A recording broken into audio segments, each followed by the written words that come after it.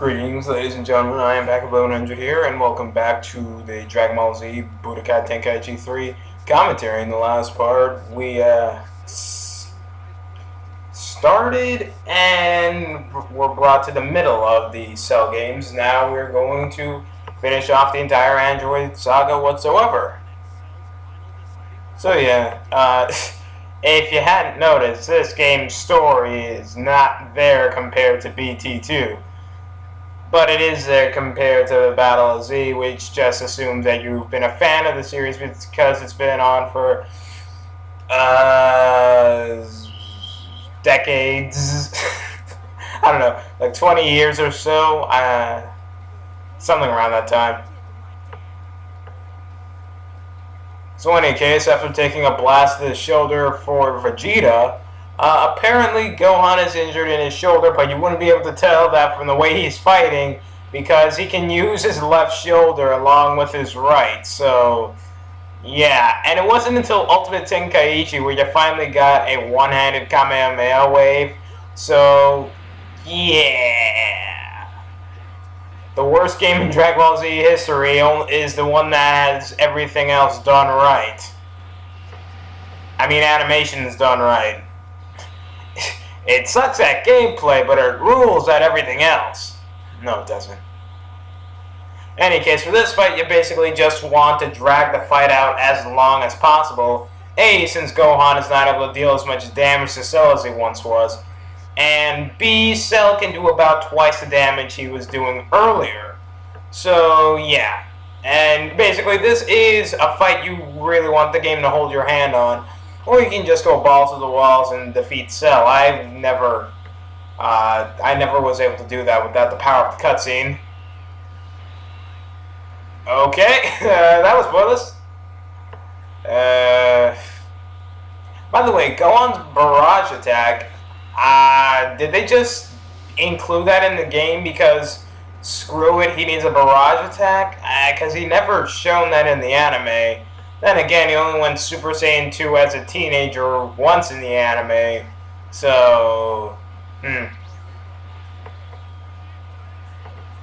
Whoa, how did he do that? Did you guys see that? Okay, granted this is Dragon Ball Z, but Cell literally ate dirt and then teleported back. It's either my computer making choppy frame rate, because you probably won't be able to see that when it comes to YouTube, or I just blank for too long.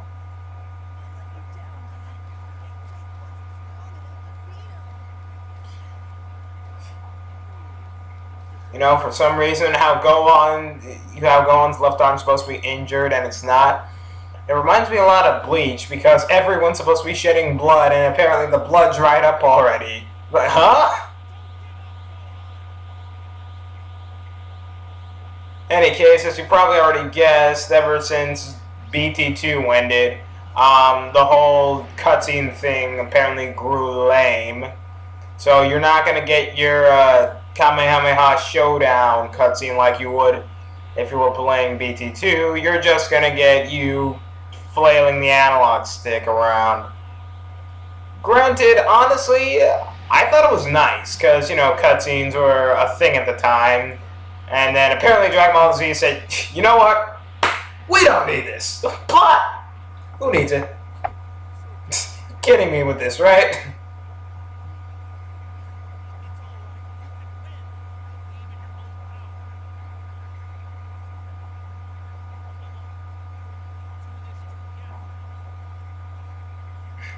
Fairy Tail, take notes. This is how you actually win a fight. Actually, no, never mind. Bless you. Because Goku did just state that he gave his power to Gohan, which then makes... Actually, Fairy Tail did technically take notes. Never mind! Because Fairy Tail came out in 2009. This anime's been on since the 90s. Which, honestly, is a thing that I found, like, so hilarious. Like, other animes wish they had the popularity of Dragon Ball Z from the late 90s to the mid-2000s. Seriously. That and Yu Yu Hakusho. What about Hunter x Hunter? Did that come on in the early 90s? I probably should look that up. Yeah, but I don't feel like it. Any case, now you actually see me going fisticuffs against Cell. That's because we're gonna actually make him flinch now, because Goku lent some of his power, and by some I mean like a smallest fraction, and the rest is up to Gohan. Which again, yeah, because it's like the fairy tale method to everything. Give that one person your power. He will never grow as a character at all, nor lose, but he'll still be powerful for 2.5 minutes.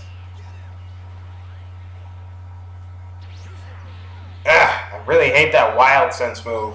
Especially when the computer uses it, because it knows how to abuse it. And we're almost at the end of the fight. Yeah, the moment you drag the computer to the yellow bar, that's the end. Basically, the rest is up to you flailing your analog stick. The broken pieces of the Cell Game Arena look like a puzzle piece. Actually, well, that's because you can destroy the arena any way you want, but still. But honestly, speaking of the arena, I always loved how you were able to destroy it. So every time I would play this level, I tried to destroy it before the game ended. Well, before the level ended. Any case, no. I honestly don't have anything to say. I mean, we could have gotten a one-handed Kamehameha wave, but again, Ultimate Tenkaichi. Plus, it was not as epic as it was in the anime, because in the anime, you would know that thing lasted about 3 episodes. I'm like, and I was actually sitting there with my folks, like, you know, I'll just pop this in. Then my folks came in, and it was toward the end of the Cell Saga, and my parents asked me, why don't they just, like, trip him or something? And I sat there questioning it. And it's not like they weren't able to do that. They were Piccolo, Krillin, TM, Yamcha. They were firing beams at him. You could have just shanked him in the side of his face. Oh, okay, that would have meant killing you too. But what about Tien and his tri-beam? That really screwed over Cell. So, makes you think. And then I stopped thinking about the fact that why don't they trip him, because Gohan wouldn't want to kill one of them. Because he already feels responsible for Piccolo, and we just don't need another.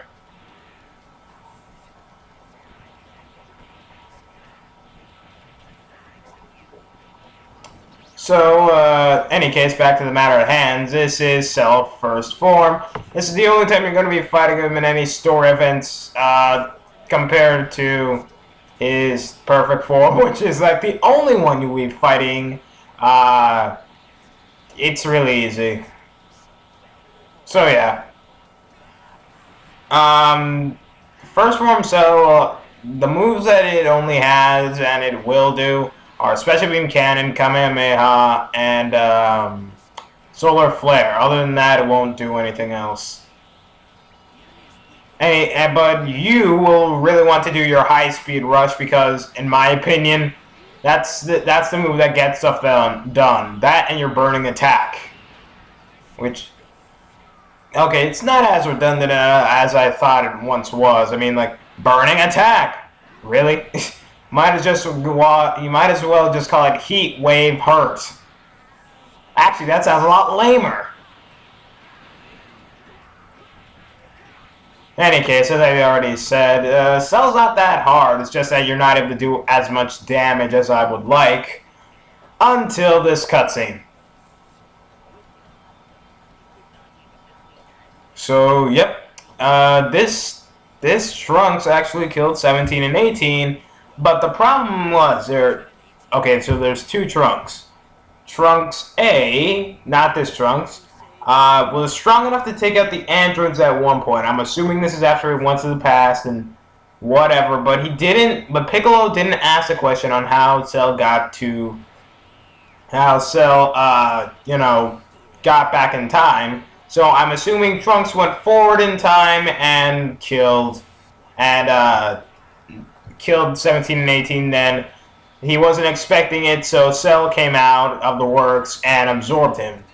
But Trunks B's timeline, where Piccolo actually did ask Cell about going back in time, he knew all this and he was prepared. But in any case, I'm not even sure if that's what Akira Toriyama was getting at. Maybe I'm just looking too deep into this. Maybe Trunks A just wasn't strong enough to fight Cell. I really hate Solar Flare. And that's something that you're really going to be like saying, oh, you hate Solar Flare? Especially if you've been playing Legacy of Goku 1. Because all you did with that game is Solar Flare, 1, 2, 3, I'm out of here. Solar Flare, 1, 2, 3, and then it goes on from there. In any case, this is the end, Damien. I forget your last name. I'm not joking. His name is Damien, but I'm tempted to say Wayne, the guy who's voicing Cell. Also voices Toguro in Yu Yu Hakusho. Future Gohan, which really tripped me up. I'm like, what? So Cell and Toguro was one future Gohan. Alright. But in any case, that spells the end of the Cell Saga. In the next part, we will take on the Majin Buu Saga. I will lay down some trippy knowledge on you guys. And, well, till next time, I am back with just signing out. Please subscribe, like, and comment, and look for Young Justice Legacy later on today. So, till next time, bye guys.